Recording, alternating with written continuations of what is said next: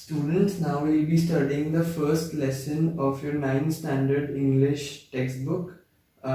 It is a poem called Life, and we'll be starting it and we'll be studying it paragraph by paragraph. So let's start it. Life, believe, is not a dream. And what this means, life यानी जिंदगी होती है, जिंदगी, believe is not a dream. Believe यानी मानो, is not a dream यानी एक सपना नहीं है. So dark as sages say. What this means? So dark यानी अंधेरी, as sages say. Sages यानी साधु, यानी so dark as sages say यानी इतनी अंधेरी जैसे ऋषि एंड ऋषि मुनि यानी sages बोलते हैं. Oft a little morning rain. Oft is basically a short form used for the word often. The T is silent mostly. Of a little morning rain. A little morning rain means सुबह की बारिश. Foretells a pleasant day. And what this means is, foretells means भविष्यवाणी. Like they suppose there's a psychic who tells us the forecast beforehand. So foretells a pleasant day. This means that a little morning rain will signify a pleasant day. यानी अगर सुबह थोड़ी बारिश हुई तो दिन बहुत प्लेजेंट होगा.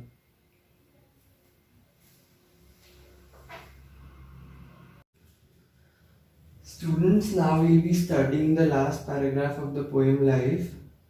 So in the last paragraph we saw that hope, even after we felt like it had lost, it rose up and it came up. तो वो ऊपर आई थी. तो अभी हम देखेंगे manfully, fearlessly. Now both of these adjectives are used to describe hope. Manfully, fearlessly. Fearlessly यानी बिना डर के. Manfully यानी a man is supposed to be fearless.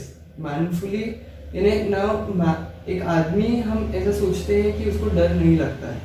तो manfully, fearlessly यानी बिना डर के. The day of trial bear यानी जिस दिन ट्रायल होता है, बेयर होता है ट्रायल. और ग्लोरियसली, विक्टोरियसली यानी विक्टोरियसली और ग्लोरियसली ये दोनों सिनोनिम्स जीतने को डिस्क्राइब करने के लिए दोनों एडजेक्टिव्स यूज करते हैं. विक्टोरियसली और ग्लोरियसली ये जीत सिग्निफाई करते हैं दोनों adjectives. For gloriously, victoriously, can courage quell despair. Can courage quell despair यानी करेज यानी साहस, क्वेल यानी एंड यानी दबाना यानी कुछ चीज को खत्म कर देना. डिस्पेयर यानी साहस खत्म कर सकता है. डिस्पेयर यानी बैड इमोशन यानी निराशा वगैरह जैसे. Courage quell, can courage quell despair.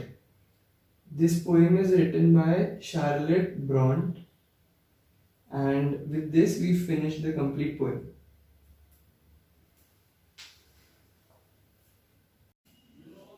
Students, now we will be studying the paragraph 3 of the poem Life.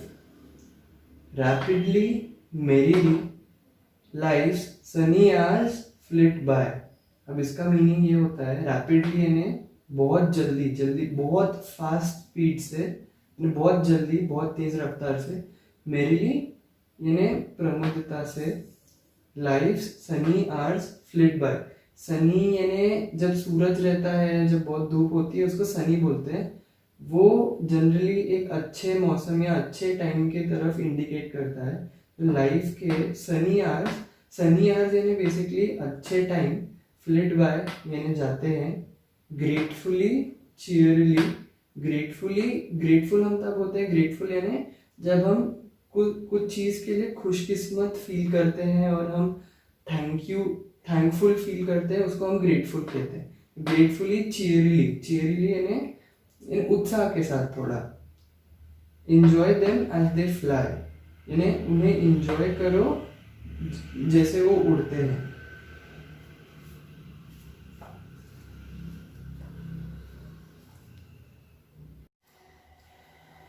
Students, now we will be studying the paragraph 4 of the poem Life. Now we'll see what it says. What though death at times steps in. What though death at times steps in, इसका मतलब ये होता है कि क्या होगा अगर death यानी मौत एट टाइम्स स्टेप्स इन, यानी क्या होगा अगर कोई समय पे मौत अगर आई, स्टेप्स इन यानी I, and calls are best away. And calls are best away का मतलब ये होता है और मौत ने हमारा जो बेस्ट एज इन कोई इंसान जो हमारे बहुत क्लोज होता है, बहुत क्लोज या फिर परिवार, and calls are best away, और अगर मौत आई और अगर कोई हमारा बेस्ट यानी हमारे परिवार का है, कोई हमारा बहुत प्रिय मित्र या कोई है, उसे ले गए। What though sorrow seems to win, sorrow यानी दुख, what though sorrow seems to win, यानी क्या होगा अगर दुख, ऐसा seems यानी ऐसा लग रहा है कि अगर दुख जीत रहा होगा। Over hope a heavy sway, now over is short form for over hope a heavy sway, hope यानी उम्मीद, क्या होगा अगर दुख और निराशा जीत रही होगी होप के ऊपर, होप यानी आशा के ऊपर, अ हेवी स्वे यानी एक बहुत भारी बदलाव।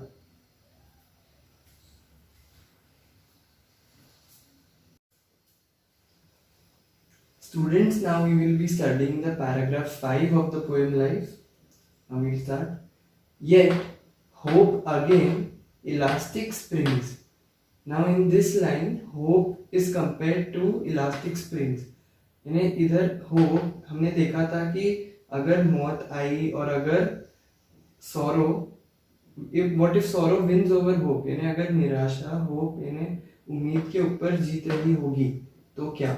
Yet hope again elastic springs, hope को इलास्टिक स्प्रिंग से कंपेयर किया है इधर। इलास्टिक स्प्रिंग कैसी होती है, इफ यू पुश द, अगर हमने स्प्रिंग को, इलास्टिक स्प्रिंग को दबाया तो वापस ऊपर उठती है, तो होप वैसी इलास्टिक स्प्रिंग जैसी है कि वो ऐसा लग रहा था हमें कि होप हार रही होगी सॉरो से, बट अनकॉन्कर्ड दो शी फेल, अनकॉन्कर्ड यानी पूरी हारी हुई नहीं थी, पूरी जीती गई नहीं थी। होप दो शी फेल, भले ही गिर गई थी, still buoyant. Now what does buoyant mean, buoyant यानी राइजिंग अपवर्ड्स यानी हमेशा ऊपर आने वाली। ये टर्म हमेशा पानी में जो चीज फ्लोट करती है उनको, उनके लिए यूज किया जाता है। सपोज पानी में कोई भी चीज डालोगे तो अगर वो फ्लोट करती है तो उसको बॉयंट बोलते हैं। तो still buoyant are her golden wings, golden wings यानी गोल्डन कलर के पंख, still strong to bear a swell, यानी जो विंग्स है they are still strong to bear a swell, यानी हमको अभी भी अच्छी से देख सकते हैं।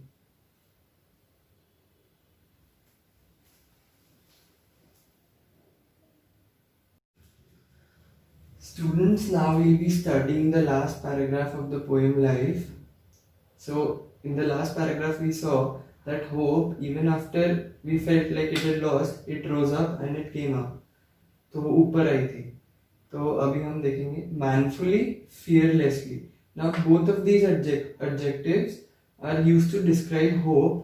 Manfully, fearlessly, fearlessly यानी बिना डर के, manfully यानी a man is supposed to be fearless, manfully यानी now एक आदमी, हम ऐसा सोचते हैं कि उसको डर नहीं लगता है, तो manfully, fearlessly यानी बिना डर के। the day of trial bear यानी जिस दिन ट्रायल होता है, बेयर होता है ट्रायल, और ग्लोरियसली, विक्टोरियसली यानी विक्टोरियसली और ग्लोरियसली ये दोनों सिनोनिम्स जीतने को डिस्क्राइब करने के लिए ये दोनों एडजेक्टिव्स यूज करते हैं, विक्टोरियसली और gloriously.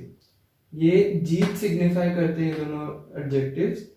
For gloriously, victoriously, can courage quell despair, can courage quell despair यानी करेज यानी साहस, क्वेल यानी एंड यानी दबाना यानी कुछ चीज को खत्म कर देना, डिस्पेयर यानी साहस खत्म कर सकता है, डिस्पेयर यानी बैड इमोशन यानी निराशा वगैरह जैसे, courage quell can courage quell despair. This poem is written by Charlotte Brontë, and with this we finish the complete poem.